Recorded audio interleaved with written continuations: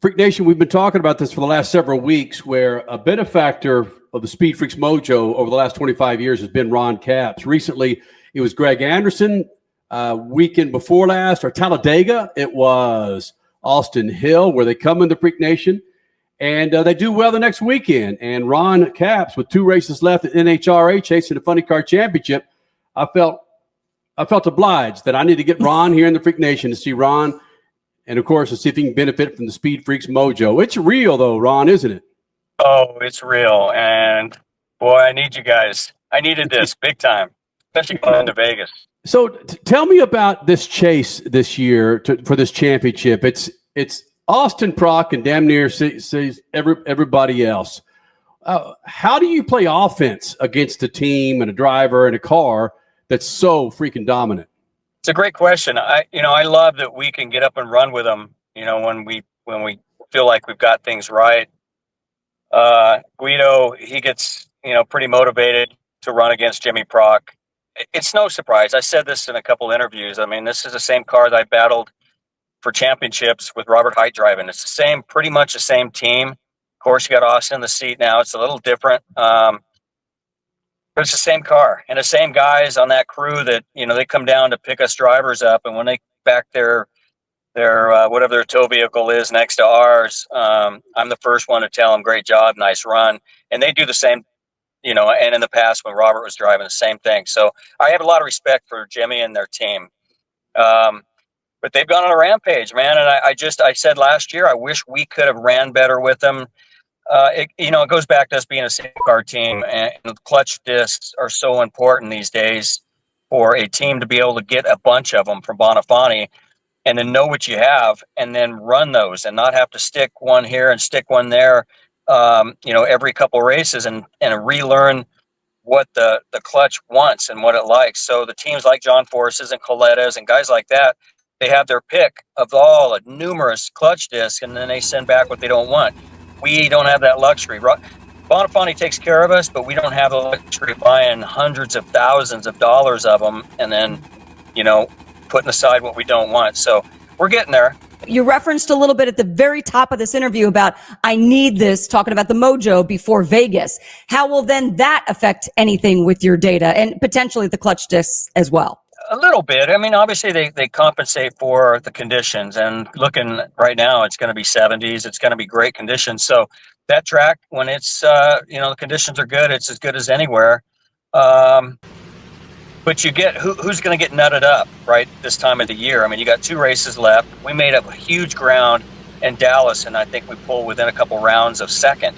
So Hagan and Beckman are within striking distance for us.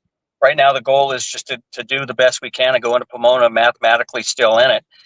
2 of the world championships I've had the luxury winning, we won from behind going into Sunday in Pomona. So a lot can be gained there with points and a half. Okay, I'm changing my next question to you. So what has changed, without giving anything too much away, from Dallas to what you're doing in Vegas? Well, they found our car was bent after Dallas. Now, I had a pretty big blow up the race, a couple races before that in Charlotte, big one. Blew the body off and it bounced around pretty hard. They scaled it and thought everything was okay. They got back after Dallas, and I'm not sure. The shutdown area at the Motorplex it's bumpy. Always has been. It's a great racetrack, but did that happen then? We don't know. It was kind of driving funny on me a little bit on Sunday and pulling to one direction. So now we know why. We're just going to unload. We don't have time to go test it, and we're just going to see what happens. But I feel like Guido's got, his tune-up's as good as Jimmy's when we're right. And I feel like we're hitting our stride. And look at last year. I mean, we felt like I didn't want to race the whole season, which I don't know how far going back that happened ever for me not to at least win one race in a season. And we battled back and ended up on the stage, top 3 in the world. And we didn't end up winning a race, and we just kind of hung in there at the end and were consistent. So I never count our team out. I wouldn't want to race the Napa car any given Sunday, no matter how we qualified, So we'll just have to see. Now I got the mojo, a little bit extra, so I feel good about it. But hold on. You said your car was potentially bent, maybe from the Motorplex. That's been fixed. You had issues with it and you still made up rounds. That's scary. You're putting the field on notice right now. That's scary with the last two races remaining. I'm in the parking lot of the Hot Rod Reunion right now. My son and I, we just drove up, and Big Daddy Don Garlitz is here, Snake's here. It's cool. But I'm looking around at some of the nostalgia cars, and I've come up here and driven some of the cars, nostalgia funny cars, fuel alters, where I was sitting in them in the staging lanes. I had Ace, my old crew chief, walk up a couple times, and he's like, "What are you doing?" I'm like, "I don't know." Like, I sometimes get in these cars and I'm like, what am I doing? I've got a normal job driving one of the best race cars in the world, and I go hop in these 1970 chassis, so I felt like the Motorplex, it was kind of pulling one way, and Guido and I talked about it, but what are you going to do in the middle of race day, right? We got all the way to the final round and had to put a new body on it when it damaged one of the bodies, and it kind of backfired on me. Tells you the trust we have, and I'm going to do that first run on Friday in Vegas. I've never sat in this car; it's brand new, and wow, I have a good feeling about it. Especially now, I've been on SpeedFreaks that we're gonna go up top of the charts here and give Prock a run. Exactly right. Or not, maybe I'm going to be cussing you guys. Yeah. I don't know, man. You've been such a benefactor of the SpeedFreaks mojo. There's something there, Ronnie. That's why we wanted to bring you in here. Hey, for next year, what's the plan for you and Maddie and the whole team as you move into 2026?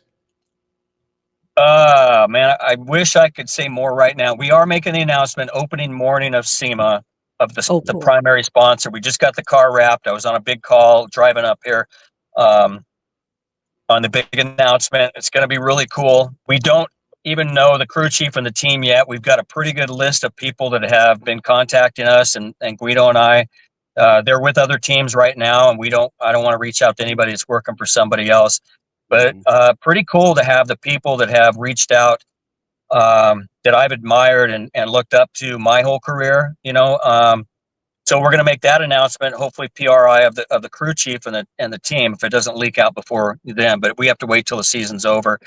But yeah, we just bought 2 brand new cars. We bought a lot of equipment. John Forrest took care of me, and we bought Austin Prock's dragsters that he got out of when he got in the funny car, which it went 63, the last run it made in Pomona, and a bunch of equipment and really kind of help us get on our feet. So we just got that at the shop, and Guido's kind of milling around. He hasn't seen a dragster up close like that in a while, so he's kind of tinkering. But yeah, we're excited. Trucks and Trailers, Joe Maynard, I think is going to, come on board and kind of be part of our team. And,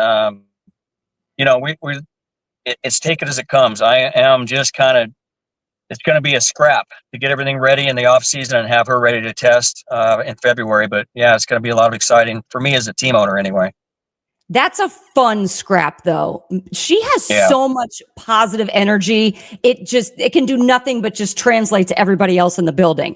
That is going to be so fun to watch the two of you guys together and the entire team together next year. Yeah. And the sponsor, she's going to be the face of this brand, and it's, she's 21 years old. She's called me a few times here lately, and we've talked over things in her contract, and it's all the same questions I had when I went to work for Don Prudhomme. I didn't know anything. I didn't even own a suit. I had to borrow money from Snake and Lynn to get a suit to fly back to U.S. Tobacco to get the Copenhagen deal at the time. So she had all the same questions. I'm cracking up because it just reminds me a lot of me at that time, and it's fun for me right now. I love seeing that out of her and the excitement, and she can't wait. You guys know her as well as I do.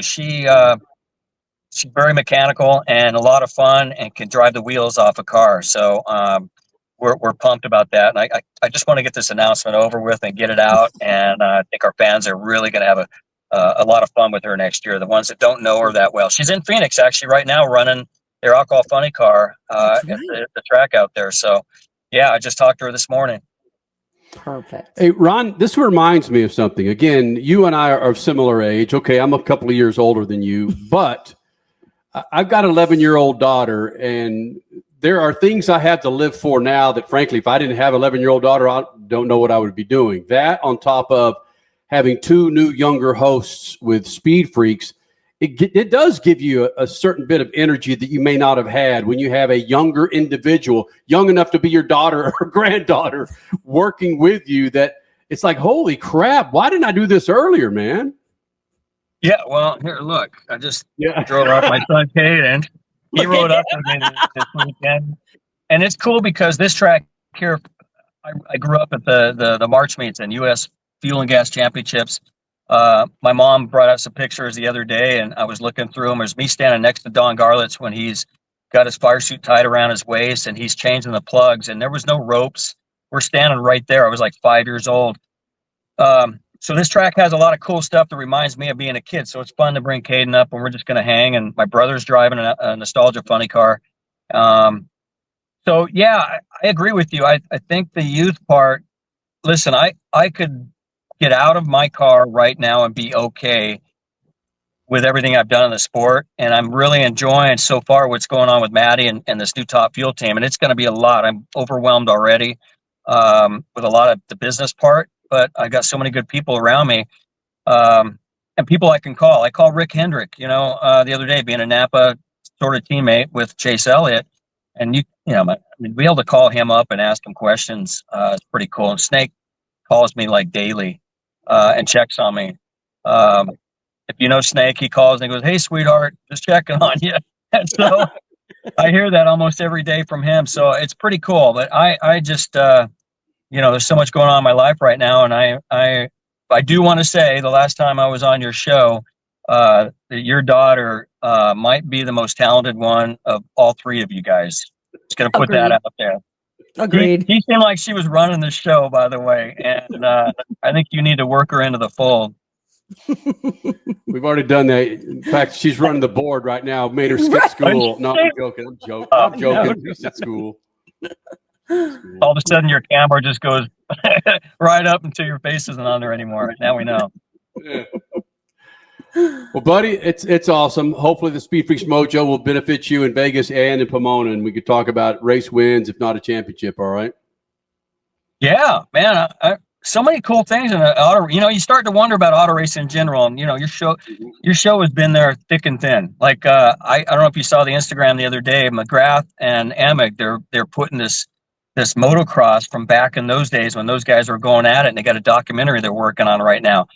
And I know you guys. I mean, as soon as I saw it, I sent a note to Jeremy. I'm like, dude, that was such a prime time fun to watch Supercross and motocross, right? So things like that, willpower, changing teams, just a lot of fun things in motorsports. And NHRA, man, we hopefully announced a TV package here that's going to be pretty cool, and a lot of cool stuff going on. So, yeah, man, we'll just keep the Speed Freaks mojo going.